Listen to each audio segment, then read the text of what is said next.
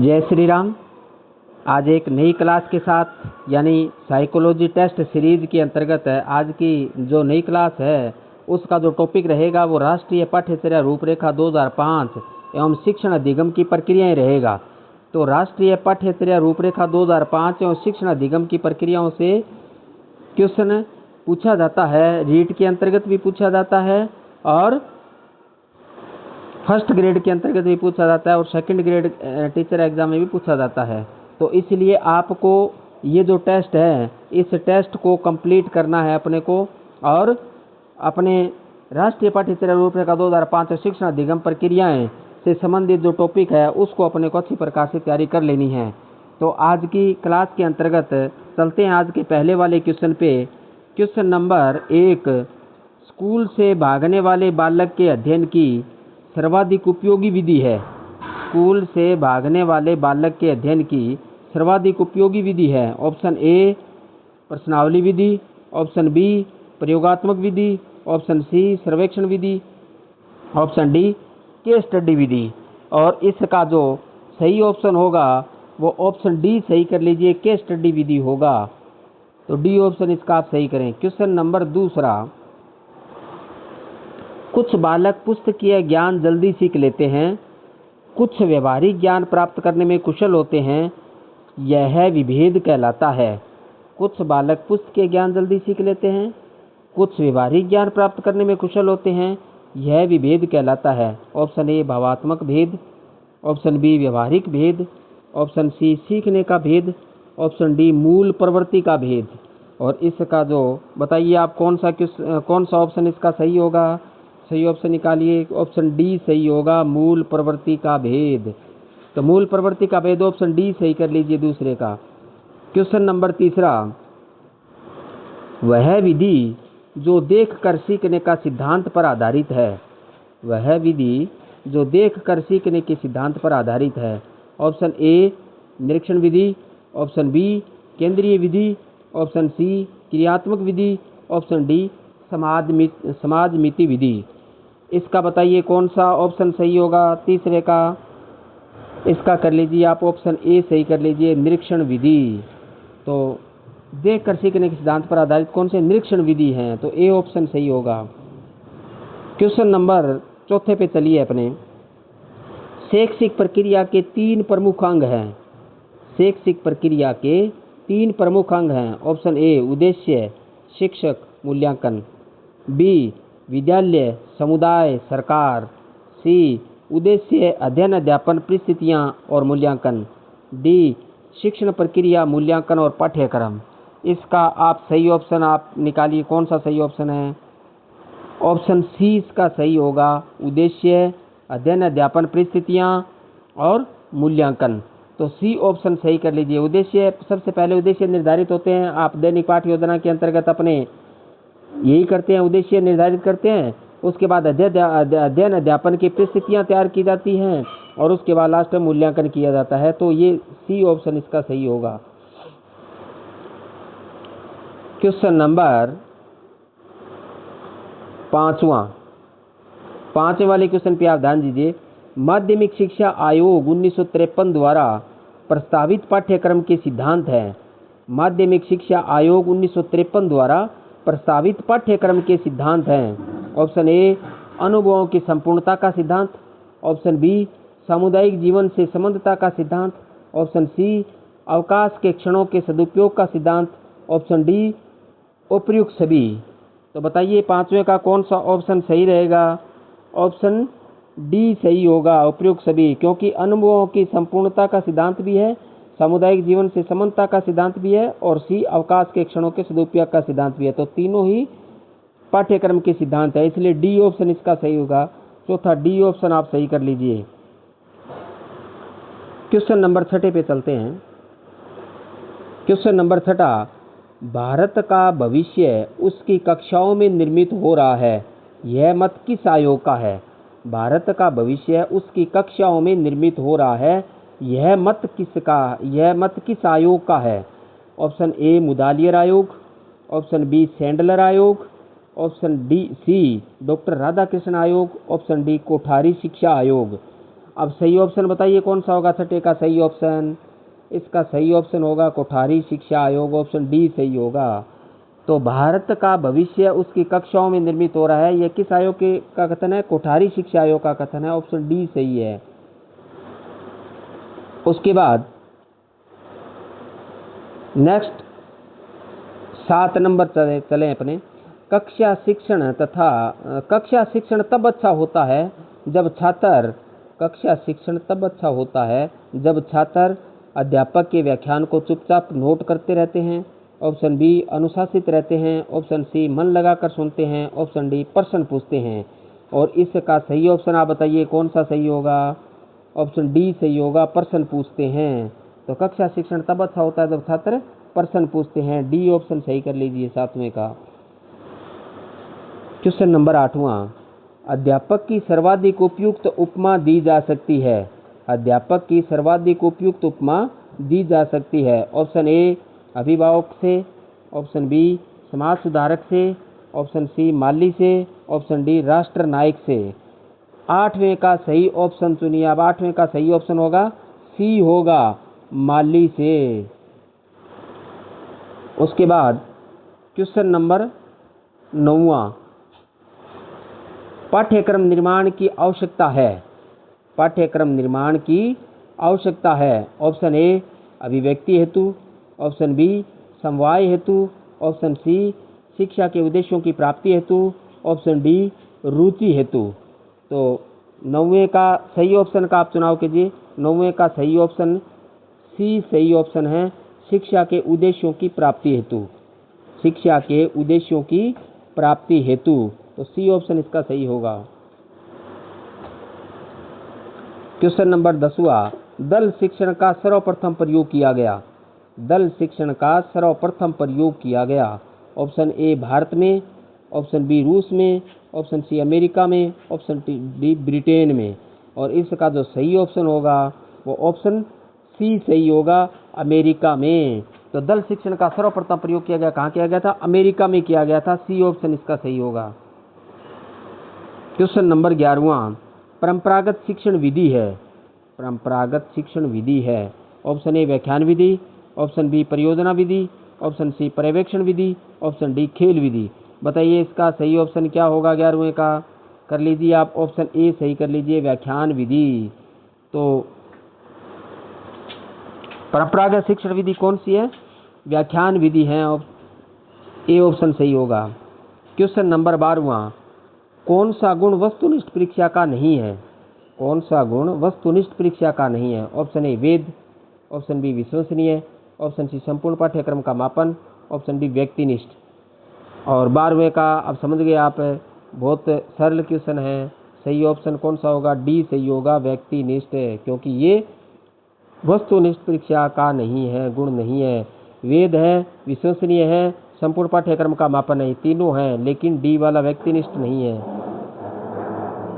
उसके बाद question number 13, अच्छे प्रश्न पत्र में गुण होना चाहिए।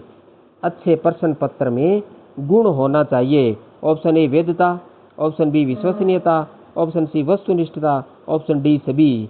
बताइए इसका कौन सा ऑप्शन सही होगा? 13वें का इसका सही ऑप्शन होगा वो ऑप्शन डी सही होगा। डी ऑप्शन सही होगा, सभी। वैधता भी होता है, विश्वसनीयता भी होता है और वस्तुनिष्ठता भी होता है, तो तीनों गुण एक अच्छे प्रश्न पत्र के होते हैं, तो डी ऑप्शन सही होगा इसका। क्वेश्चन नंबर 14वां, पाठ्यक्रम निर्माण का सिद्धांत है। पाठ्यक्रम निर्माण का सिद्धांत है। ऑप्शन ए क्रियाशीलता का सिद्धांत, ऑप्शन बी विविधता का सिद्धांत, ऑप्शन सी उपयोगिता का सिद्धांत, ऑप्शन डी उक्त सभी। और इसका जो सही ऑप्शन 14वें का जो सही ऑप्शन होगा वो ऑप्शन डी सही होगा, उपयुक्त सभी, क्योंकि क्रियाशीलता का सिद्धांत भी होता है और विविधता का सिद्धांत भी होता है और उपयोगिता का सिद्धांत, तो तीनों सिद्धांत ही पाठ्यक्रम निर्माण के सिद्धांत है, तो इसलिए डी ऑप्शन इसका सही कर लीजिए। क्वेश्चन नंबर 15वां, बालक सर्वप्रथम मातृभाषा को सीखता है। बालक सर्वप्रथम मातृभाषा को सीखता है। ऑप्शन ए मातृबोली के रूप में, ऑप्शन बी चिल्लाने के रूप में, ऑप्शन सी व्याख्यान के लिए, ऑप्शन डी गाने के रूप में। और इसका जो सही ऑप्शन होगा वो आप ऑप्शन ए कर लीजिए, ए ऑप्शन सही होगा मातृबोली के रूप में। तो बालक सर्वप्रथम मातृभाषा को सीखता है, किस में सीखता है? मातृबोली के रूप में सीखता है। उसके बाद क्वेश्चन नंबर 16वां, राष्ट्रीय पाठ्यचर्या 2005 की कार्यशाला आयोजित की गई। राष्ट्रीय पाठ्यचर्या 2005 की कार्यशाला आयोजित की गई। Option A SCERT Jaipur, option B NHRD Delhi, option C NCERT New Delhi, option D SCERT Udaipur. और इसका जो सही ऑप्शन होगा वो ऑप्शन सी सही होगा, NCERT नई दिल्ली। क्या होगा? NCERT नई दिल्ली होगा। तो राष्ट्रीय पाठ्यचर्या 2005 की कार्यशाला आयोजित कब की गई? NCERT नई दिल्ली में की गई। NCERT नई दिल्ली की गई थी। क्वेश्चन नंबर 17वां, विषय वस्तु को छोटे छोटे अंशों में बांटने का शिक्षण सिद्धांत कहलाता है। विषय वस्तु को छोटे छोटे अंशों में बांटने का शिक्षण सिद्धांत कहलाता है। ऑप्शन ए नियोजन का सिद्धांत, ऑप्शन बी सहसंबंध का सिद्धांत, ऑप्शन सी लघुचरण का सिद्धांत, ऑप्शन डी विश्लेषण का सिद्धांत। इसका सही ऑप्शन बताइए। 17वें का सही ऑप्शन क्या होगा? ए ऑप्शन सही होगा, नियोजन का सिद्धांत। तो विषय वस्तु को छोटे छोटे अंशों में बांटने का शिक्षण सिद्धांत क्या कहलाता है? नियोजन का सिद्धांत कहलाता है। तो ए ऑप्शन सही कर लीजिए आप 17वें का। क्वेश्चन नंबर 18वां, NCERT जोर देती है। NCERT जोर देती है। ऑप्शन ए बाल केंद्रीय शिक्षा पर, ऑप्शन बी अध्यापक केंद्रीय शिक्षा पर, ऑप्शन सी समाज आधारित शिक्षा पर, ऑप्शन डी व्यक्ति आधारित शिक्षा पर। और इसको तो आप पहचान ही लोगे, बहुत सरल क्वेश्चन है। 18वें का ऑप्शन बताइए सही क्या होगा? ऑप्शन ए सही होगा, बाल केंद्रीय शिक्षा पर। तो NCERT किस पर जोर देती है? बाल केंद्रीय शिक्षा पर जोर देती है। ए ऑप्शन सही होगा। क्वेश्चन नंबर 19 यानी 19वां, राष्ट्रीय पाठ्यचर्या 2005 के अनुसार प्रभावी शिक्षक हेतु आवश्यक है। राष्ट्रीय पाठ्यचर्या 2005 के अनुसार प्रभावी शिक्षक हेतु आवश्यक है। ऑप्शन ए छात्र केंद्रीय शिक्षण, ऑप्शन बी दृश्य सर्वे सामग्री, ऑप्शन सी योग्य शिक्षक, ऑप्शन डी उपयुक्त सभी।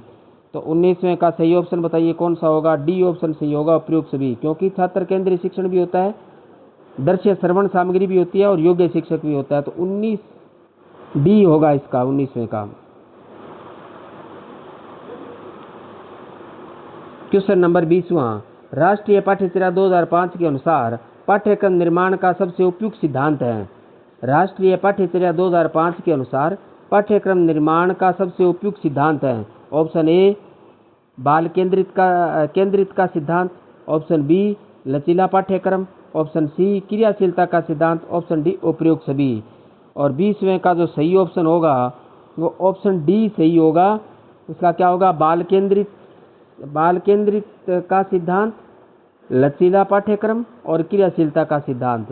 तो डी ऑप्शन आप सही कर लीजिए। क्वेश्चन नंबर 21वां,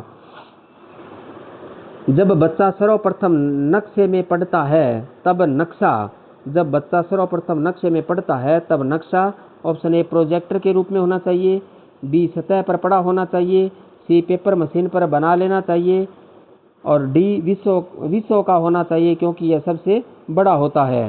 तो 21वें का जो सही ऑप्शन आप बताइए कौन सा होगा? इसका सही ऑप्शन ए सही होगा, प्रोजेक्टर के ऊपर होना चाहिए। क्योंकि जब हम बच्चे को सर्वप्रथम नक्शा पढ़ाते हैं तो प्रोजेक्टर से हमें पढ़ाना चाहिए, क्योंकि प्रोजेक्टर पर होगा तो एक बड़े दीवार पर अपने नक्शे को बड़ा करके पूरा उसको अच्छी प्रकार से बच्चों को स्पष्ट कर सकते हैं। तो प्रोजेक्टर का हमें क्या करना चाहिए? प्रयोग प्रोजेक्टर पे होना चाहिए। तो ए ऑप्शन इसका सही कर लीजिए आप। ये आपके TLM से संबंधित क्वेश्चन है क्योंकि TLM में प्रोजेक्टर का प्रयोग किया जाता है। तो TLM का एक अच्छा उदाहरण प्रोजेक्टर भी है। 22वां, पाठ्यचर्या 2005 के अनुसार अध्यापक के गुणों को वर्गीकृत किया गया है। पाठ्यचर्या 2005 के अनुसार अध्यापक के गुणों को वर्गीकृत किया गया है। ऑप्शन ए 4 वर्गों में, ऑप्शन बी 6 वर्गों में, ऑप्शन सी 2 वर्गों में, ऑप्शन डी 3 वर्गों में। और इसका जो सही ऑप्शन होगा वो ऑप्शन सी सही होगा, 2 वर्गों में। तो पाठ्यचर्या 2005 के अनुसार अध्यापक के गुणों को वर्गीकृत किया गया, 2 वर्गों में वर्गीकृत किया गया। सी ऑप्शन इसका सही कर लीजिए। क्वेश्चन नंबर 23 यानी 23वां, अध्यापक का विशेष गुण है।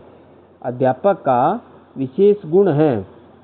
ऑप्शन ए सहनशीलता, ऑप्शन बी अध्ययनशीलता, ऑप्शन सी अन्य विषयों का ज्ञान, ऑप्शन डी निष्ठा। और 23वें का जो सही ऑप्शन होगा वो ऑप्शन सुनिए आप कौन सा सही होगा? ए ऑप्शन सही होगा, सहनशील। अध्यापक का विशेष गुण क्या होना चाहिए? सहनशील होना चाहिए। तो ए ऑप्शन सही कर लीजिए आप, सहनशील। क्वेश्चन नंबर 24, राष्ट्रीय पाठ्यचर्या 2005 के अनुसार अध्यापक की भूमिका है। राष्ट्रीय पाठ्यचर्या 2005 के अनुसार अध्यापक की भूमिका है। ऑप्शन ए, शैक्षिक लक्ष्यों की प्राप्ति। ऑप्शन बी, शिक्षण प्रक्रिया को प्रभावी बनाना। ऑप्शन सी, प्रभावी मूल्यांकन। ऑप्शन डी, उपयुक्त सभी। और इसका 24वें का सही ऑप्शन निकालिए आप, कौन सा सही ऑप्शन होगा?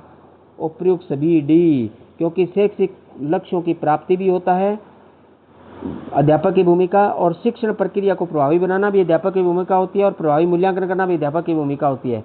तो तीनों ही अध्यापक की भूमिकाएं, इसलिए ऑप्शन डी सही होगा, उपयुक्त सभी।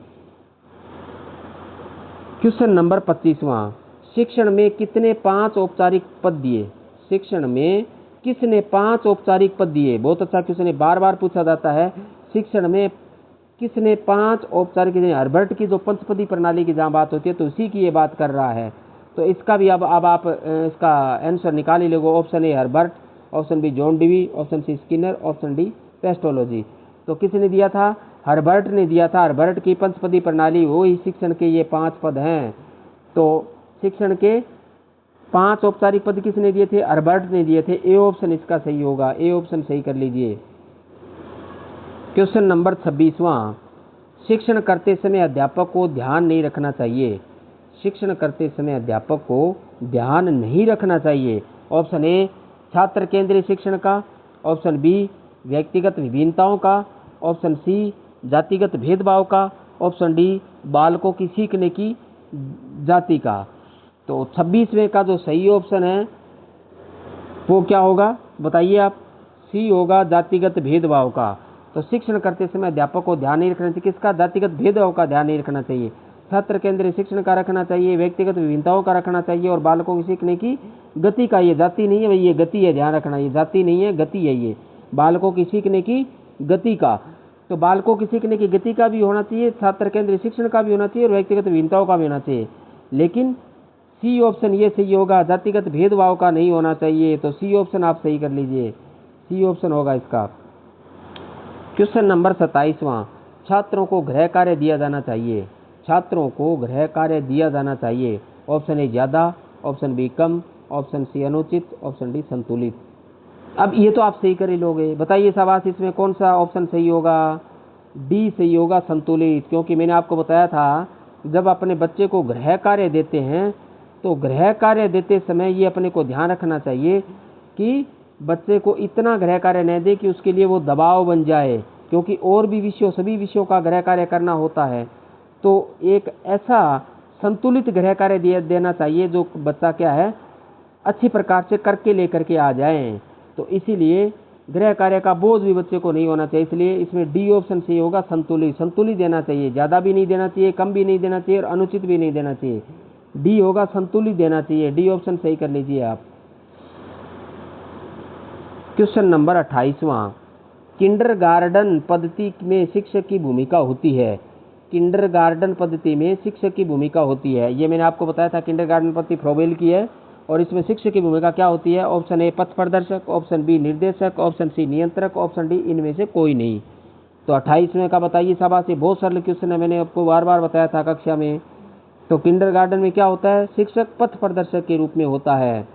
तो किंडरगार्टन पद्धति में शिक्षक की भूमिका क्या होती है? पथ प्रदर्शक की होती है। तो इसलिए पथ प्रदर्शक आप ए ऑप्शन सही करें इसका आप। क्वेश्चन नंबर 29 किस धारा के अंतर्गत शिक्षकों के लिए अकादमिक उत्तरदायित्व निर्धारित किया गया है? किस धारा के अंतर्गत शिक्षकों के लिए अकादमिक उत्तरदायित्व निर्धारित किया गया है? Option A 15, option B 24, option C 17, option D 13। और आपको वो धारा बतानी है जो शिक्षकों के लिए उत्तरदायित्व निर्धारित किया गया है। सही ऑप्शन बताइए, वो धारा कौन सी है? बी ऑप्शन सी होगा, 24 धारा के अंतर्गत किया गया है। तो बी ऑप्शन कर लीजिए, धारा 24 के अंतर्गत क्या किया गया है? शिक्षकों के लिए अकादमिक उत्तरदायित्व निर्धारित किए गए हैं। तो बी ऑप्शन सही करें आप, बी ऑप्शन 24। क्वेश्चन नंबर 30 सीखने का सर्वोत्तम तरीका है। सीखने का सर्वोत्तम तरीका है। ऑप्शन ए करना, ऑप्शन बी पढ़ना, ऑप्शन सी सुनना, ऑप्शन डी देखना। और 30वें का सही ऑप्शन क्या होगा बताइए शाबाश। ऑप्शन ए सही होगा, करना। तो सीखने का सर्वोत्तम तरीका क्या है? करना, यानी क्रियात्मक है वो क्या है? सर्वोत्तम है। क्रियात्मक क्या होगा? सर्वोत्तम होता है। तो करना सर्वोत्तम है, ए ऑप्शन सही कर लीजिए आप। क्वेश्चन नंबर 31वां, खेल पद्धति के प्रवर्तक माने जाते हैं। खेल पद्धति के प्रवर्तक माने जाते हैं। Option A Froebel, option B Kilpatrick, option C John Dewey, option D Henry Caldwell Cook. और 31वें का सही ऑप्शन बताइए शाबाश। खेल पद्धति किसकी मानी जाती है? डी ऑप्शन इसका सही है, हेनरी कॉल्डवेल कुक की मानी जाती हैं। तो खेल पद्धति के प्रवर्तक कौन है? हेनरी कॉल्डवेल कुक हैं। तो डी ऑप्शन इसका सही होगा 31वें का। उसके बाद क्वेश्चन नंबर 32वें पे चलते हैं। खेल पद्धति पर आधारित शिक्षण विधि नहीं है। खेल पद्धति पर आधारित शिक्षण विधि नहीं है। Option A Dalton, option B Montessori, option C व्याख्यान, ऑप्शन डी किंडरगार्टन। और इसको तो आपने अच्छी प्रकार से सुन लेंगे सही ऑप्शन को। बताइए शाबाश, इसमें कौन सा सही ऑप्शन है? ऑप्शन सी है, सही है, क्योंकि व्याख्यान खेल पद्धति नहीं है, डाल्टन खेल पद्धति है, मोंटेसरी खेल पद्धति है और किंडरगार्टन खेल पद्धति है। तो ये तीनों खेल पद्धति हैं, लेकिन व्याख्यान खेल पद्धति पर आधारित शिक्षण नहीं है। तो सी ऑप्शन इसका सही होगा। क्वेश्चन नंबर 33 क्रियात्मक अनुसंधान किया जाता है। क्रियात्मक अनुसंधान किया जाता है। ऑप्शन ए शोधकर्ताओं द्वारा, ऑप्शन बी अध्यापक द्वारा, ऑप्शन सी वैज्ञानिकों द्वारा, ऑप्शन डी समाज द्वारा। और इसका जो सही ऑप्शन क्या होगा शाबाश बताइए। 33वें का सही ऑप्शन क्या होगा सुनिए। इसका सही ऑप्शन होगा बी, अध्यापक द्वारा। क्या होगा? क्रियात्मक अनुसंधान किया जाता है किसके द्वारा? अध्यापक द्वारा। बी ऑप्शन सही कर लीजिए आप 33वें का। उसके बाद आगे अपने चलते हैं नेक्स्ट क्वेश्चन नंबर 34 34वां, शिक्षा में कार्यरत संस्थाओं का सबसे अधिक उपयोग है। शिक्षा में कार्यरत संस्थाओं का सबसे अधिक उपयोग है। ऑप्शन ए सामान्य शिक्षा, ऑप्शन बी पाठ्य वस्तु विशेषज्ञता, ऑप्शन सी व्यावसायिक शिक्षा, ऑप्शन डी गृह निर्माण। तो 34वें का सही ऑप्शन आप बताइए कौन सा होगा। ऑप्शन बी सही होगा, वस्तु विशेषज्ञता। तो शिक्षा में कार्यरत संस्थाओं का सबसे अधिक उपयोग है पाठ्य वस्तु विशेषज्ञता है। बी ऑप्शन सही कर लीजिए। उसके बाद क्वेश्चन नंबर 35वां 35 पे अपने चलते हैं। 35 क्वेश्चन पे आप ध्यान दीजिए। अर्जित ज्ञान को स्थायी बनाने हेतु जिस शिक्षण सिद्धांत का उपयोग किया जाना आवश्यक है वह है। अर्जित ज्ञान को स्थायी बनाने हेतु जिस शिक्षण सिद्धांत का उपयोग किया जाना आवश्यक है वह है। ऑप्शन ए आवर्ती का सिद्धांत, ऑप्शन बी लोकतांत्रिक व्यवहार का सिद्धांत, ऑप्शन सी नियोजन का सिद्धांत, ऑप्शन डी निश्चित उद्देश्यों का सिद्धांत। और 35वें का जो सही ऑप्शन होगा बताइए शाबाश कौन सा होगा। ऑप्शन ए सही होगा, आवर्ती का सिद्धांत।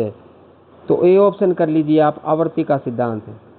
क्वेश्चन नंबर 36 यानी 36वां, किंडरगार्टन पद्धति का संस्थापक कौन था? किंडरगार्टन पद्धति का संस्थापक कौन था? Option A Freeman, option B Maria Montessori, option C Friedrich Froebel, option D Stevenson. और इसका जो सही ऑप्शन क्या होगा?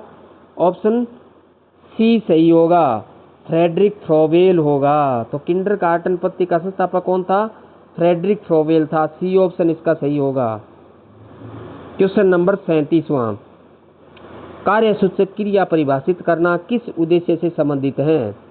कार्यसूचक क्रिया परिभाषित करना किस उद्देश्य से संबंधित है? ऑप्शन ए ज्ञान, ऑप्शन बी बोध, ऑप्शन सी प्रयोग, ऑप्शन डी विश्लेषण। और इसका जो सही ऑप्शन होगा वो ऑप्शन ए सही होगा। क्या होगा? ज्ञान होगा। तो कार्यसूचक क्रिया परिभाषित करना किस उद्देश्य से संबंधित है? ज्ञान से संबंधित है। ए ऑप्शन इसका सही होगा। क्वेश्चन नंबर 38 विज्ञान शिक्षण की वह विधि जिसमें विद्यार्थी को एक खोजी के रूप में कार्य करने का अवसर दिया जाता है कहलाती है। विज्ञान शिक्षण की वह विधि जिसमें विद्यार्थी को एक खोजी के रूप में कार्य करने का अवसर दिया जाता है कहलाती है। ऑप्शन ए प्रयोगशाला विधि, ऑप्शन बी समस्या समाधान विधि, ऑप्शन सी ह्यूरिस्टिक विधि, ऑप्शन डी परियोजना विधि। और 38वें का सही ऑप्शन क्या होगा बताइए शाबाश। ऑप्शन सी सही होगा, ह्यूरिस्टिक विधि। क्योंकि खोजी विधि कौन सी है? ह्यूरिस्टिक विधि है। खोज विधि ह्यूरिस्टिक विधि है। सी ऑप्शन इसका सही होगा। ये बहुत बार क्वेश्चन पूछा जाता है, इसलिए आप इस पे अच्छी प्रकार से ध्यान दीजिए। आप ह्यूरिस्टिक विधि पे बहुत बार क्वेश्चन पूछे गए हैं। क्वेश्चन नंबर 39, जब एक छात्र गणित की समस्या को स्वयं हल कर सकता है तो शिक्षण के किस उद्देश्य की पूर्ति कर रहा है? जब एक छात्र गणित की समस्या को स्वयं हल कर सकता है तो शिक्षण के किस उद्देश्य की पूर्ति कर रहा है? ऑप्शन ए अभिवृत्ति की, ऑप्शन बी ज्ञान की, ऑप्शन सी ज्ञानोपयोग की, ऑप्शन डी रुचि की।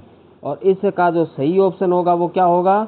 ऑप्शन सी सही होगा, ज्ञानोपयोग की।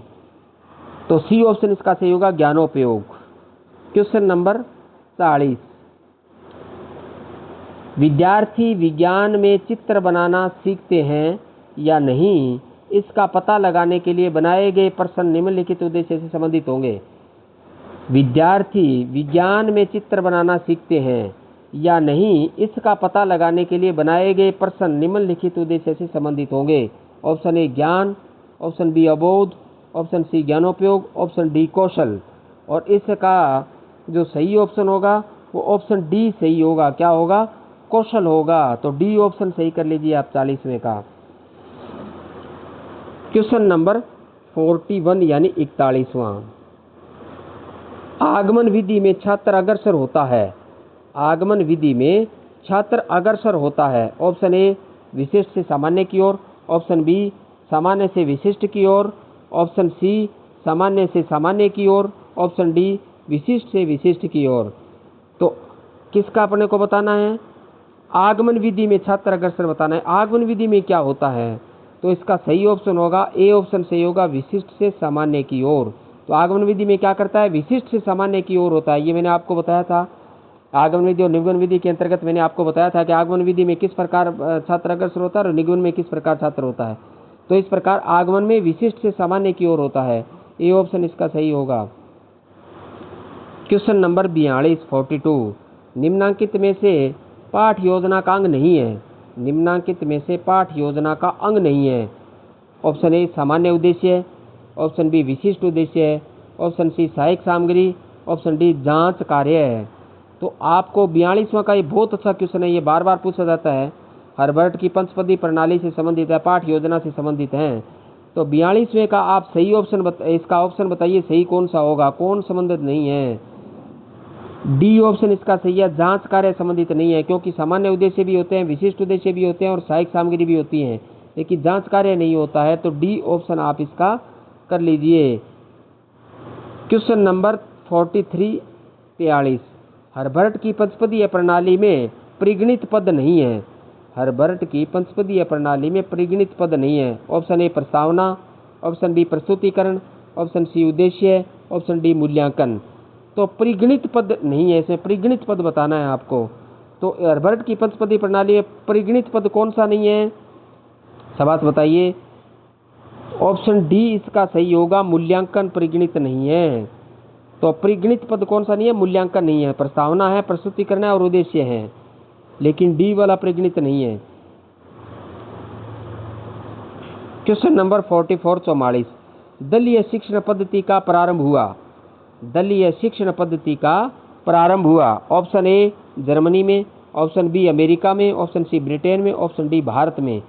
दलीय शिक्षण पद्धति का प्रारंभ कहाँ हुआ था ये बताना है आपको। सही ऑप्शन बताइए। शाबाश, बी सही होगा, अमेरिका में। तो दलीय शिक्षण पद्धति का प्रारंभ कहाँ हुआ? अमेरिका में हुआ। बी ऑप्शन इसका सही कर लीजिए आप, अमेरिका। क्वेश्चन नंबर 45 45, सूक्ष्म शिक्षण का समय है। सूक्ष्म शिक्षण का समय है, बहुत अच्छा क्वेश्चन है, ये बार बार पूछा जाता है। मैंने आपको सूक्ष्म शिक्षण चक्कर के अंतर्गत ये आपको बताया था। सूक्ष्म शिक्षण है यानी सूक्ष्म शिक्षण चक्कर के अंतर्गत ये सारे सूक्ष्म शिक्षण से संबंधित बातें मैंने आपको बताई थी। सूक्ष्म शिक्षण का समय कितना होता है, और वैसे भी अपने माइक्रो टीचिंग जब अपने करते हैं तो माइक्रो टीचिंग में अपने समय अवधि लिखते हैं, तो वहीं से ये क्वेश्चन बनाया गया। देखिए अब आपको प्रैक्टिकल से ही क्वेश्चन इस प्रकार बन जाते हैं और एग्जाम में पूछा, ये एग्जाम में पूछा हुआ क्वेश्चन है, सूक्ष्म शिक्षण का समय कितना होता है। तो सूक्ष्म शिक्षण का समय अपने को बताना है। ऑप्शन ए 10 से 20 मिनट, ऑप्शन बी 5 से 10 minute, option C 25 minute, option D 12 minute. अब आप इसका बड़ा ये सरल क्वेश्चन है, ऑप्शन देखने से हमें ये स्पष्ट हो जाएगा। 10 से 20 मिनट नहीं होता, क्योंकि अपने को पता है अपने कहीं नहीं लिखा होता। 25 मिनट भी नहीं होता, बहुत बड़ा हो जाता है, और 12 मिनट भी नहीं होता, ये भी अपने देखा है। तो सही ऑप्शन कौन सा होगा? बी होगा। कितना होता है? 5 से 10 मिनट होता है। तो 5 से 10 छात्रों की क्लास से 5 से 10 मिनट शिक्षण कार्य करवाया जाता है, उसे सूक्ष्म शिक्षण कहते हैं। जो परिभाषा में अपने ये लिखते हैं कि परिभाषा जब बोली जाती है सूक्ष्म शिक्षण से कहते हैं, तो अपने वहीं भी उसको परिभाषित करते हैं कि 5 से 10 छात्रों के अंतर्गत 5 से 10 मिनट का जो शिक्षण कार्य करवाया जाता है वो सूक्ष्म शिक्षण होता है। तो एक विशेष अपने कौशल अर्जित करने के लिए जो शिक्षण कार्य किया जाता है वो सूक्ष्म शिक्षण होता है। तो बी ऑप्शन इसका सही होगा, 5 से 10 मिनट है। उसके बाद क्वेश्चन नंबर 46 यानी 46वां, साक्षात्कार विधि का आविष्कार किया। साक्षात्कार विधि का आविष्कार किया। साक्षात्कार विधि का आविष्कार ऑप्शन ए हर्बर्ट ने, ऑप्शन बी मोंटेसरी ने, ऑप्शन सी राडबर ने, ऑप्शन डी हंटर ने। और इस 46वें का सही ऑप्शन कौन सा होगा बताइए शाबाश? Option B Montessori. तो साक्षात्कार विधि का आविष्कार किसने किया? मोंटेसरी ने किया था। मारिया मोंटेसरी ने साक्षात्कार विधि का आविष्कार किया था, मोंटेसरी। बी ऑप्शन इसका सही होगा। क्वेश्चन नंबर 47वां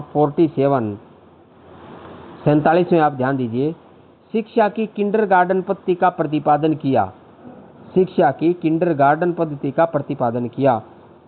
ऑप्शन ए टिपिनन, option B Spencer, option C Froebel, option D Montessori. थोड़ी देर पहले मैंने आपको बताया था कि किंडरगार्टन है वो किसकी पद्धति है, तो इसका सही ऑप्शन बता दीजिए। आपको पता ही है, मैंने बताया था सी फ्रोबेल की है। तो किंडरगार्टन मैंने आपको बार बार बताया कि फ्रोबेल ने किंडरगार्टन है वो फ्रोबेल की है, ध्यान रखना है। बहुत बार क्वेश्चन पूछा जाता है, बार बार पूछा जाता है, रिपीट हुआ ये क्वेश्चन। क्वेश्चन नंबर 48 48वां, परिवार एक साधन है। परिवार एक साधन है। ऑप्शन ए अनौपचारिक शिक्षा, ऑप्शन बी औपचारिक शिक्षा, ऑप्शन सी गैर औपचारिक शिक्षा, ऑप्शन डी दूरस्थ शिक्षा। और ये जब मैंने मनोविज्ञान शुरू किया था, तो उसी मनोविज्ञान के शुरू किया था उस समय मैंने आपको ये स्पष्ट किया था। औपचारिक शिक्षा, अनौपचारिक शिक्षा, परिवार, शिक्षक, लर्नर यानी शिक्षार्थी, पाठ्यक्रम, इन सभी के बारे में, द्विमुखी प्रक्रिया, त्रिमुखी प्रक्रिया, सभी के बारे में मैंने आपको बताया था। जब मनोविज्ञान का आविर्भाव के बारे में बताया था, मनोविज्ञान की शाखाओं के बारे में बताया, आत्मा का विज्ञान, मन का विज्ञान, मन मस्तिष्क का विज्ञान, और अपने उसके बाद व्यवहार का विज्ञान, ये सभी के बारे में मैंने आपको बताया था। तो इस प्रकार वहीं पे ये स्पष्ट किया था कि परिवार एक साधन है। किसका साधन है बताइए शाबाश? बहुत सरल क्वेश्चन है। ऑप्शन ए अनौपचारिक शिक्षा का साधन है, क्योंकि परिवार क्या है? अनौपचारिक शिक्षा है, और विद्यालय क्या है? औपचारिक शिक्षा का है। तो इसका ए ऑप्शन सही होगा। 48वें का ए ऑप्शन कर लीजिए। क्वेश्चन नंबर 49 यानी 49, व्यक्तिगत विभिन्नताओं को ध्यान में रखते हुए विद्यार्थियों के शिक्षण के लिए परियोजना पद्धति के निर्माता थे। व्यक्तिगत विभिन्नताओं को ध्यान में रखते हुए विद्यार्थियों के शिक्षण के लिए परियोजना पद्धति के निर्माता थे। Option A Thorndike, option B Kilpatrick, option C Parkhurst, option D Watson. और इसका जो सही ऑप्शन बताइए 49 का कौन सा होगा? तो सही ऑप्शन कर लीजिए बी किलपैट्रिक। तो व्यक्तिगत विभिन्नताओं को ध्यान में रखते विद्यार्थियों के शिक्षण के लिए परियोजना पद्धति किसकी है? परियोजना पद्धति किलपैट्रिक की है, ध्यान रखना। परियोजना पद्धति आए तो वहाँ किलपैट्रिक कर देना, आंख मूंद के सही होगा। तो इसका बी ऑप्शन सही होगा, किलपैट्रिक है। 50 प्रोजेक्ट विधि का प्रयोग सबसे पहले सामाजिक विज्ञान में किसने किया? प्रोजेक्ट विधि का प्रयोग सबसे पहले सामाजिक विज्ञान में किसने किया? ऑप्शन ए किलपैट्रिक ने, ऑप्शन बी मोंटेसरी ने, ऑप्शन सी डॉन डिवी ने, ऑप्शन डी रूसो ने। तो 50वें का सही ऑप्शन क्या होगा बताइए शाबाश? ऑप्शन ए सही होगा, किलपैट्रिक ने किया था। तो प्रोजेक्ट विधि का प्रयोग सबसे पहले किसने किया? तो किलपैट्रिक ने ही किया था, वो ऑप्शन सही होगा। क्वेश्चन नंबर 51 51वां, मानसिक विलंब करने के लिए आप क्या करेंगे? मानसिक विलंब करने के लिए आप क्या करेंगे? ऑप्शन ए भाषण, ऑप्शन बी अनुकरण, ऑप्शन सी मानसिक उद्वेलन, ऑप्शन डी पाठ्य पुस्तक पढ़ाना। तो 51वें का जो सही ऑप्शन बताइए शाबाश कौन सा होगा? ऑप्शन सी सही होगा, मानसिक उद्वेलन होगा। तो मानसिक क्या करेंगे? मानसिक उद्वेलन करेंगे अपने। क्वेश्चन नंबर 52 52वां, राष्ट्रीय सामाजिक अध्ययन शिक्षण का राष्ट्रीय पाठ्यक्रम बनाया गया। राष्ट्रीय सामाजिक अध्ययन शिक्षण का राष्ट्रीय पाठ्यक्रम बनाया गया? Option A 2003, option B 2004, option C 2005, option D 2006। और इसका जो सही ऑप्शन होगा वो क्या होगा? ऑप्शन सी सही होगा। ऑप्शन सी सही 2005। राष्ट्रीय सामाजिक अध्ययन शिक्षण का राष्ट्रीय पाठ्यक्रम बनाएगा कब? 2005 में बनाएगा। सी ऑप्शन इसका सही होगा। Question number 53, 53वां। भारतवर्ष में सामाजिक विज्ञान पढ़ाने के लिए पाठ योजना किस आधार पर बनती है? भारतवर्ष में सामाजिक विज्ञान पढ़ाने के लिए पाठ योजना किस आधार पर बनती है? ऑप्शन ए हर्बर्ट की पंचपदीय प्रणाली, ऑप्शन बी मॉरिसन प्रणाली, ऑप्शन सी डीवी प्रणाली, ऑप्शन डी रूसो प्रणाली। तो 53वें का सही ऑप्शन क्या होगा? ऑप्शन ए सही होगा। कौन सा होगा? ए ऑप्शन सही होगा, हर्बर्ट की पंचपदीय प्रणाली होगा। तो भारतवर्ष में सामाजिक विज्ञान पढ़ाने के लिए पाठ योजना किस आधार पर बनती है? हर्बर्ट की पंचपदीय प्रणाली के आधार पर बनती है। तो ए ऑप्शन सही होगा। मैंने आपको बार बार कहा है कि हमें जो पाठ योजना बनाते हैं वो किस आधार पर बनाते हैं? हर्बर्ट की पंचपदीय प्रणाली पे बनाते हैं। किसकी? हर्बर्ट की पंचपदीय प्रणाली। तो हर्बर्ट की पंचपदीय प्रणाली पे हमारी पाठ योजना बनती है। तो ए ऑप्शन इसका सही होगा। Question number 54, 54वां। शिक्षण को रोचक तथा सार्थक बनाने के लिए सबसे अधिक महत्वपूर्ण है? शिक्षण को रोचक तथा सार्थक बनाने के लिए सबसे अधिक महत्वपूर्ण है? Option A chart, option B पाठ्यपुस्तक, option C computer, option D सर्वे दृश्य सामग्री। तो 54वें का सही ऑप्शन क्या होगा? ऑप्शन डी सही होगा। डी ऑप्शन सही होगा, सर्वे दृश्य सामग्री। तो शिक्षण को रोचक तथा सार्थक बनाने के लिए सबसे अधिक महत्वपूर्ण सर्वे दृश्य सामग्री है। डी ऑप्शन इसका सही होगा। Question number 55, 55वां। अध्यापक के व्यावसायिक उन्नयन के लिए उपयोगी है? अध्यापक के व्यावसायिक उन्नयन के लिए उपयोगी है? ऑप्शन ए औपचारिक शिक्षा, ऑप्शन बी निरौपचारिक शिक्षा, ऑप्शन सी पत्राचार, ऑप्शन डी अच्छे बस्तर। तो 55वें का सही जो ऑप्शन होगा वो बताइए शाबाश। ऑप्शन बी सही होगा। क्या होगा? बी होगा, निरौपचारिक शिक्षा। तो अध्यापक के व्यावसायिक उन्नयन के लिए उपयोगी है क्या है? निरौपचारिक शिक्षा उपयोगी है। बी ऑप्शन आप सही कर लीजिए। अध्यापक के व्यावसायिक उन्नयन के लिए निरौपचारिक शिक्षा आवश्यक है। तो 55वें का आपको क्या करना है? सॉरी, बी ऑप्शन सही करना है। क्वेश्चन नंबर 56, 56वें पे चलते हैं अपने। शिक्षण में कितने प्रकार का सहसंबंध मिलता है? शिक्षण में कितने प्रकार का सहसंबंध मिलता है? ऑप्शन ए 2 प्रकार का, ऑप्शन बी 3 प्रकार का, ऑप्शन सी 4 प्रकार का, ऑप्शन डी 5 प्रकार का। बताइए शाबाश, कितने प्रकार का मिलता है? डी ऑप्शन सही होगा, 5 प्रकार का। तो डी ऑप्शन सही के लिए 5 प्रकार का मिलता है। तो शिक्षण कितने प्रकार का सहसंबंध मिलता है? शिक्षण में कितने प्रकार का सहसंबंध मिलता है? ये आपको ध्यान रखना है। बी ऑप्शन इसका सही है। सॉरी, आप ध्यान रखें, क्या है? 3 प्रकार का मिलता है। बी ऑप्शन इसका सही होगा। शिक्षण में कितने प्रकार का सहसंबंध मिलता है? 3 प्रकार का मिलता है। और सहसंबंध किसका होता है? देखिए, शिक्षक, शिक्षार्थी और पाठ्यक्रम। तो इस प्रकार 3 प्रकार का क्या होता है? सहसंबंध मिलता है। तो बी ऑप्शन सही करना है अपने। इसको 3 प्रकार का मिलता है। बी ऑप्शन सही करें। शिक्षण में कितने प्रकार का सहसंबंध मिलता है? 3 प्रकार का। बी ऑप्शन सही करना है अपने को। क्वेश्चन नंबर 57 यानी 57वां। शिक्षण में पढ़ाते समय सबसे पहले क्या बनाया जाता है? शिक्षण में पढ़ाते समय सबसे पहले क्या बनाया जाता है? ऑप्शन नंबर 1 वार्षिक योजना, ऑप्शन बी इकाई योजना, ऑप्शन सी दैनिक पाठ योजना, ऑप्शन डी प्रतिमान। बहुत सारे क्वेश्चन है ये, तो आप बता ही दोगे क्योंकि आपने इंटर्नशिप दी है, पहले भी अपने ये कार्य किया है। तो इसलिए 57वें का सही ऑप्शन बताइए आप, क्या सही होगा इसका? शिक्षण में पढ़ाते समय सबसे पहले क्या बनाया जाता है? तो इसका सही ऑप्शन होगा वो ऑप्शन बी सही होगा, इकाई योजना बनाई जाती है। क्या बनाया जाता है? सबसे पहले इकाई योजना बनाई जाती है, उसके बाद दैनिक पाठ योजना बनाई जाती है। और तो उसके बाद पहले इकाई योजना, उसके बाद ये वार्षिक योजना के अंतर्गत आती है, और उसके बाद दैनिक पाठ योजना। तो बी ऑप्शन इसका सही होगा, इकाई योजना। बी ऑप्शन आप सही कर लीजिए, इकाई योजना। क्वेश्चन नंबर 58, प्रस्तावना प्रस्तुतिकरण, तुलना और संबंध, सामान्यीकरण और प्रयोग सोपान है। प्रस्तावना, प्रस्तुतिकरण, तुलना, संबंध और सामान्यीकरण और प्रयोग सोपान है। ये सोपान बताने किसके हैं? ऑप्शन ए ब्लूम पागम, option B Morrison, option C Herbart, option D ग्लोबेलियन। तो बहुत सरल क्वेश्चन है ये, मैंने बार बार आपको हर्बर्ट की पंचपदी प्रणाली के अंतर्गत बताया था। बताइए 98 का सही ऑप्शन क्या होगा? ये मॉरिसन का है, बी ऑप्शन इसका सही होगा 98 का, बी ऑप्शन सही है। सॉरी, इसका हर्बर्ट होगा, सॉरी, सी ऑप्शन सही होगा हर्बर्ट। किसका है? हर्बर्ट का, क्योंकि हर्बर्ट की पंचपदी प्रणाली के हैं ये। प्रस्तावना, प्रस्तुतिकरण, तुलना और संबंध, सामान्यीकरण और प्रयोग, ये किसके हैं? ये हर्बर्ट के हैं, तो बी ऑप्शन इसका सही होगा। क्वेश्चन नंबर 59 59वां, सतत व्यापक मूल्यांकन का प्रमुख उद्देश्य है। सतत एवं व्यापक मूल्यांकन का प्रमुख उद्देश्य है। ऑप्शन ए गुणात्मक, ऑप्शन बी निदानात्मक, ऑप्शन सी परिमाणात्मक, ऑप्शन डी इनमें से सभी। तो 59 का बताइए शाबाश कौन सा है? डी ऑप्शन इसका सही होगा, इनमें से सभी, क्योंकि गुणात्मक भी है, निदानात्मक भी है और परिमाणात्मक भी है। तो डी ऑप्शन इसका सही होगा, सभी है। क्वेश्चन नंबर 60वां, योजना विधि के मुख्य सोपान है। क्या है?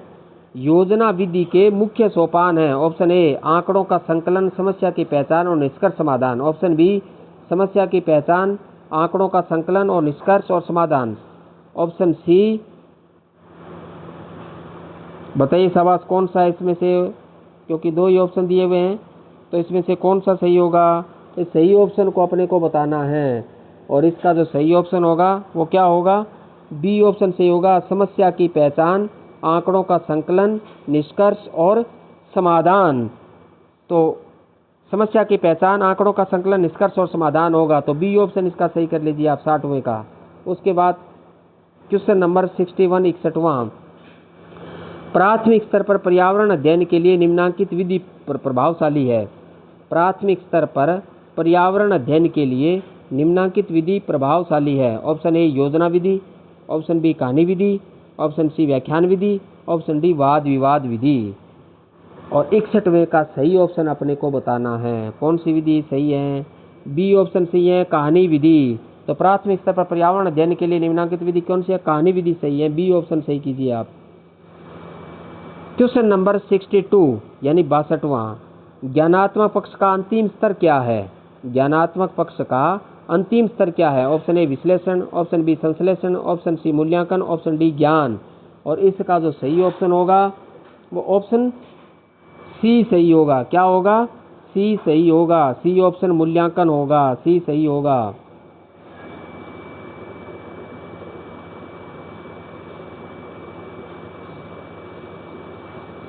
क्वेश्चन नंबर 63 है, शिक्षण प्रक्रिया में किसे आश्रित चर कहा जाता है? शिक्षण प्रक्रिया में किसे आश्रित चर कहा जाता है? ऑप्शन ए शिक्षक, ऑप्शन बी छात्र, ऑप्शन सी पाठ्यक्रम, ऑप्शन डी सहायक सामग्री। और इसका जो सही ऑप्शन होगा वो ऑप्शन बी सही होगा। कौन सा होगा? छात्र होगा, बी ऑप्शन सही होगा। तो शिक्षण प्रक्रिया में किसे आश्रित चर कहा जाता है? छात्र को आश्रित चर कहा जाता है, ये ध्यान रखना, क्योंकि शिक्षण के दौरान प्रमुख शिक्षक होता है और उसके बाद गौण स्थान है वो छात्र का होता है, तो इसलिए आश्रित कौन रहेगा? छात्र रहेगा, बी ऑप्शन इसका सही कर लीजिए आप। ये भी अच्छा क्वेश्चन है, कई बार पूछा हुआ है, रिपीट हुआ है, इसलिए इस क्वेश्चन पे अपने को ध्यान रखना है। क्वेश्चन नंबर 64, डाल्टन शिक्षण विधि का विकास किसने किया? डाल्टन शिक्षण विधि का विकास किसने किया? ऑप्शन ए फ्रोबेल ने, ऑप्शन बी WH किलपैट्रिक ने, option C Miss Helen Parkhurst ने, ऑप्शन डी डाल्टन ने। और 64वें का सही ऑप्शन क्या होगा? ऑप्शन सी सही होगा। क्या होगा? सी ऑप्शन सही होगा, मिस हेलेन पार्कहर्स्ट ने। तो डाल्टन शिक्षण विधि का विकास किसने किया था? सी हेलेन पार्कहर्स्ट ने किया था, सी ऑप्शन सही कर लीजिए आप, इसका सी ऑप्शन सही होगा। उसके बाद क्वेश्चन नंबर 65 पे चलते हैं, 65 पे। आधुनिक शिक्षण अधिगम प्रक्रिया में शिक्षक की भूमिका है। आधुनिक शिक्षण अधिगम प्रक्रिया में शिक्षक की भूमिका है। ऑप्शन ए सीखने हेतु एक अच्छे सुलभकर्ता की, ऑप्शन बी बच्चों को गणित, विज्ञान और भाषा सिखाने में, ऑप्शन सी बच्चों को मूल्य आधारित शिक्षा देने की, ऑप्शन डी बच्चों को सभी कुछ पढ़ाने की। और 65वें का जो सही ऑप्शन होगा वो क्या होगा? ऑप्शन ए सही होगा। क्या होगा? ए सही होगा। सीखने हेतु एक अच्छे सुलभकर्ता की, सीखने हेतु एक अच्छे सुलभकर्ता की, ए ऑप्शन इसका सही होगा। क्वेश्चन नंबर 66 यानी 66वां, शिक्षा का अति महत्वपूर्ण उद्देश्य है। शिक्षा का अति महत्वपूर्ण उद्देश्य है। ऑप्शन ए आजीविका कमाना, ऑप्शन बी बच्चों का सर्वांगीण विकास करना, ऑप्शन सी पढ़ना लिखना सीखना, ऑप्शन डी बौद्धिक विकास। और इसका जो सही ऑप्शन होगा वो होगा बच्चों का सर्वांगीण विकास करना। बी ऑप्शन सही कर लीजिए, बच्चों का सर्वांगीण विकास करना। तो शिक्षा का अति महत्वपूर्ण उद्देश्य क्या है? बच्चों का सर्वांगीण विकास करना। बी ऑप्शन सही करें आप इसका।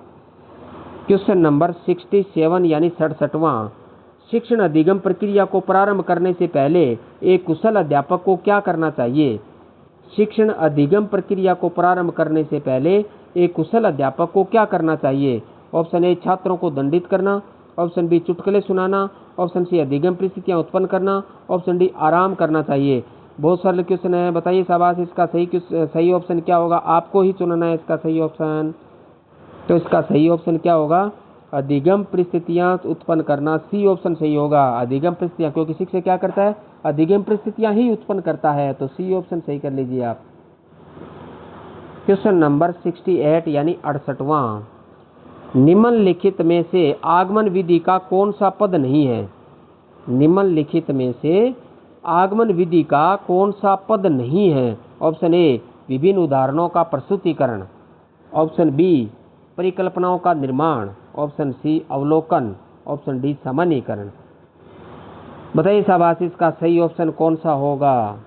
इसका सही ऑप्शन अपने करना है। क्या कौन सा होगा? परिकल्पनाओं का निर्माण। बी ऑप्शन इसका सही होगा, परिकल्पनाओं का निर्माण होगा।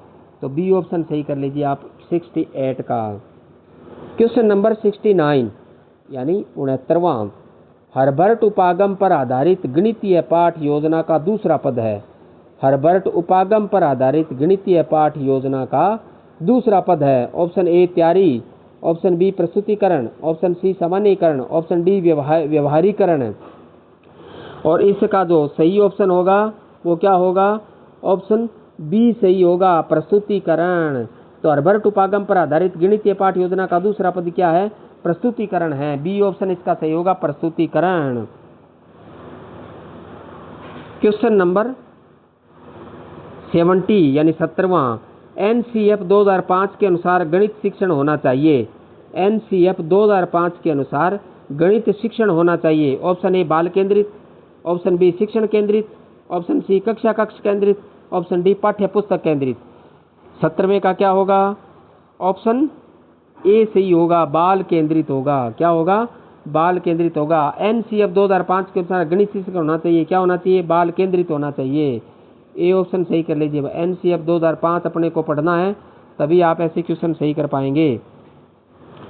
क्वेश्चन नंबर आगे नेक्स्ट आता है, वो आता है 71 विभाजन तुलना आलोचना इत्यादि क्रियाएं शैक्षिक उद्देश्यों के ज्ञानात्मक पक्ष के कौन से स्तर से संबंधित हैं? विभाजन तुलना आलोचना इत्यादि क्रियाएं शैक्षिक उद्देश्यों के ज्ञानात्मक पक्ष के कौन से स्तर से संबंधित हैं?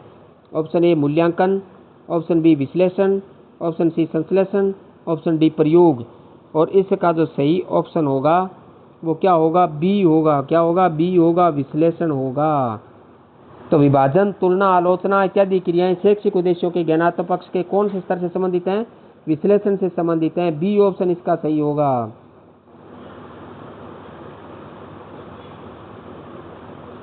क्वेश्चन नंबर 72 अंधे बालकों को शिक्षण देने की पद्धति है। अंधे बालकों को शिक्षण देने की पद्धति है। ऑप्शन ए पाठ्यक्रम सहगामी क्रियाएं, ऑप्शन बी श्रव्य यंत्र, ऑप्शन सी ब्रेल लिपि, ऑप्शन डी टंकण विधि। अंधे बालकों को शिक्षण देने की पद्धति है, इसका क्या होगा? ऑप्शन सी सही होगा। क्या होगा? ब्रेल लिपि, सी सही होगा। अंधे बालकों को शिक्षण देने की पद्धति क्या है? ब्रेल लिपि। सी ऑप्शन इसका सही होगा, ब्रेल लिपि। ये भी क्वेश्चन बहुत बार पूछा जाता है, ब्रेल लिपि वाला, इसको आपको ध्यान रखना है विशेष रूप से। बहुत बार रिपीट हुआ है, हर एग्जाम में रिपीट होता है, चाहे वो रीट का हो, चाहे एचटेट का हो, या फिर अपने सी टेट का हो, सेकंड ग्रेड, फर्स्ट ग्रेड, सभी में ये पूछा जाता है। क्वेश्चन नंबर 73 राष्ट्रीय पाठ्यचर्या की रूपरेखा 2005 में बातचीत की गई।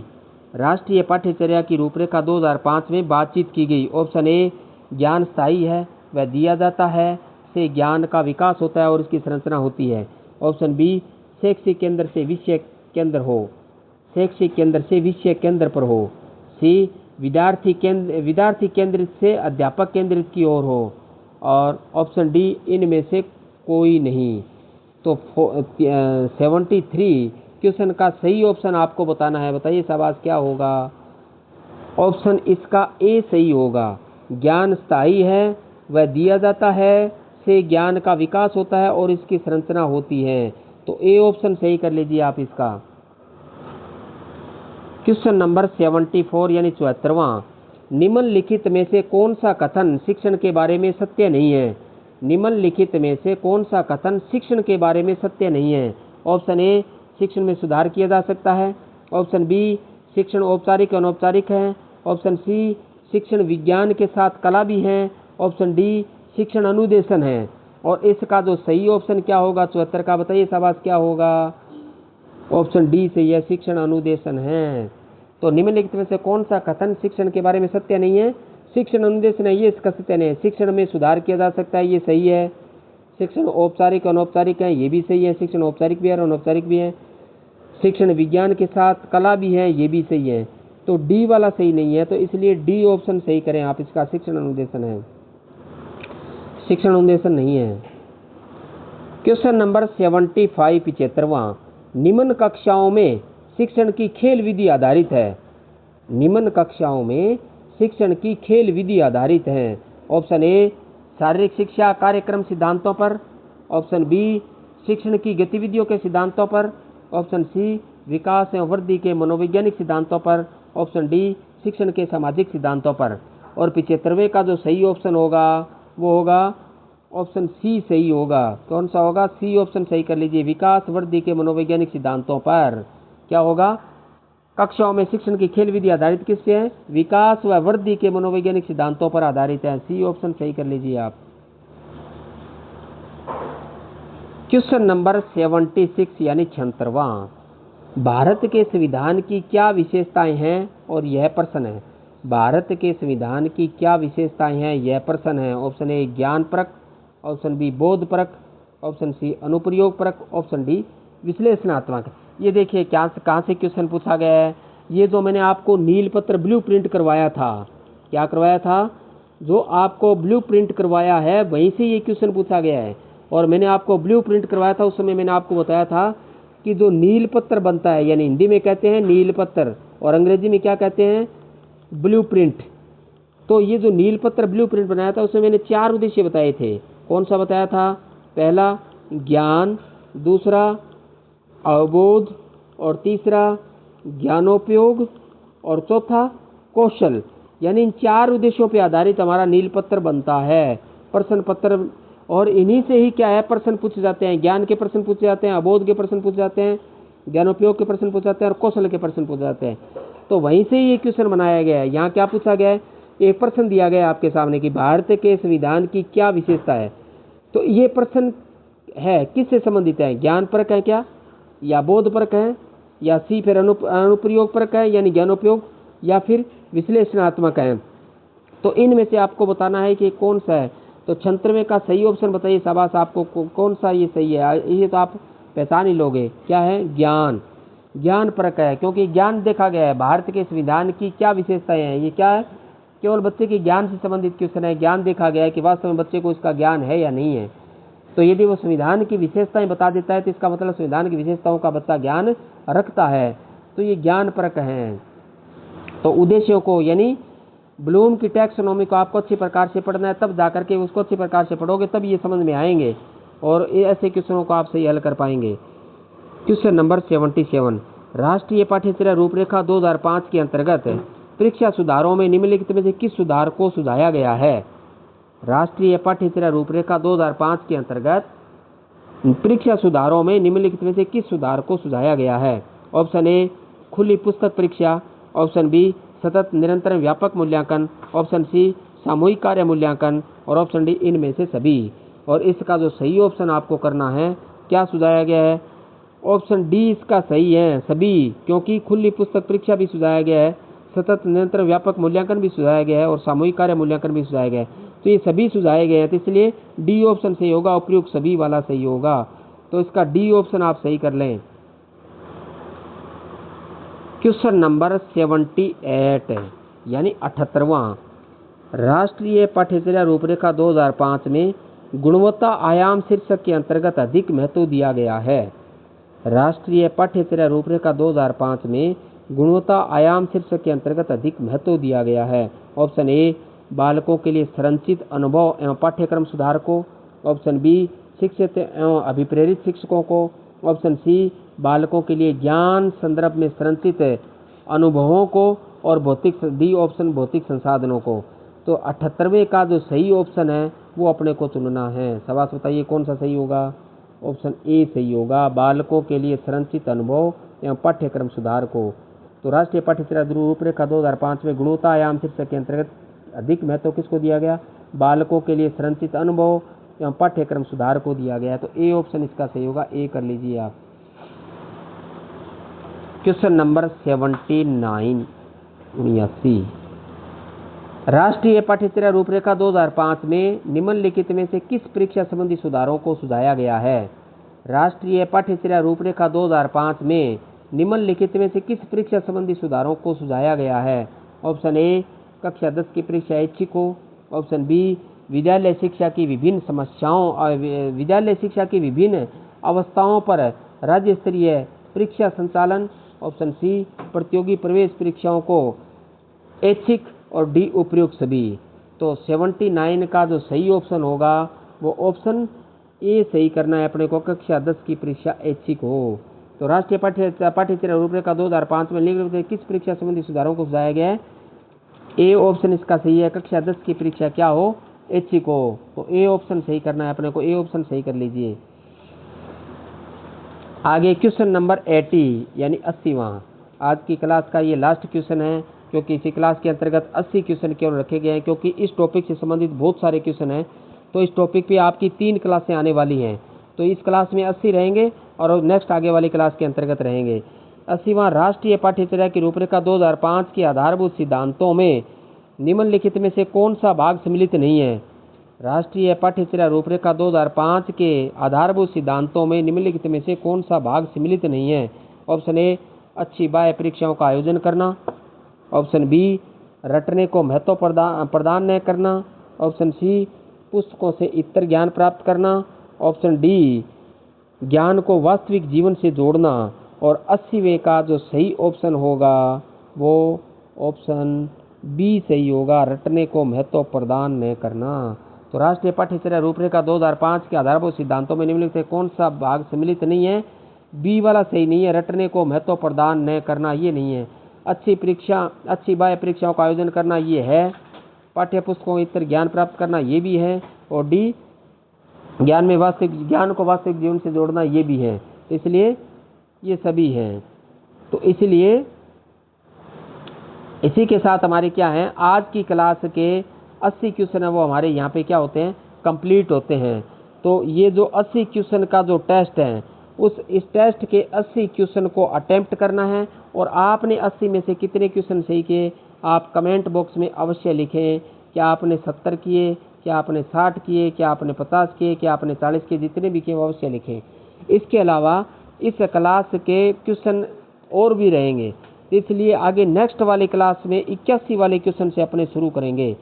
तो ये काफ़ी बड़ा टॉपिक है और यहाँ से क्वेश्चन भी 2-3 हर एग्जाम में पूछे जाते हैं, इसलिए अपने को इस टॉपिक को अच्छी प्रकार से तैयार करना है। और ये तैयार कब हो पाएगा, इसमें आने वाली सभी टेस्ट की क्लासें आपको लगानी है। 80 आ गए अब आपके सामने इस क्लास में, नेक्स्ट में 80 से 160 तक आएंगे। तो नेक्स्ट की जो क्लास 80 से 160 क्वेश्चन की हो, MCQS की हो, मल्टीपल चॉइस क्वेश्चन की जो क्लास आए उसको 81 से और 160 ये 80 नंबर की फिर क्लास आएगी, 80 क्वेश्चन की फिर क्लास आएगी। तो ये टेस्ट भी आपको देना है और उसमें भी आपको देखना है कि आपके 80 क्वेश्चन में से कितने क्वेश्चन सही होते हैं। तो टेस्ट की क्लासें आपको मैंने बार बार कहा है अपने को छोड़नी नहीं है। यदि आप अपना आउटपुट चाहते हैं, यदि आप अपना आउटपुट चाहते हैं तो आपको टेस्ट की क्लास लगानी ही पड़ेगी, तभी आपका आउटपुट आ पाएगा। तो जितनी भी आपने टेस्ट की क्लासें हैं वो लगातार लगाइए, और यदि किसी ने चैनल को सब्सक्राइब नहीं किया है तो सब्सक्राइब कर लेवें और बेल आइकन दबा लेवें, ताकि नए आने वाली वीडियो का नोटिफिकेशन आपको तुरंत मिल जाए, क्योंकि जैसे ही नई क्लास का नोटिफिकेशन आए तो उसका लाभ आप उठा सकें। इसके अलावा जो भी आपके साथी हैं, दोस्त हैं, तैयारी कर रहे हैं, तो उनको भी लिंक शेयर करें, वो भी इसका अधिक से अधिक फ़ायदा उठा सकें।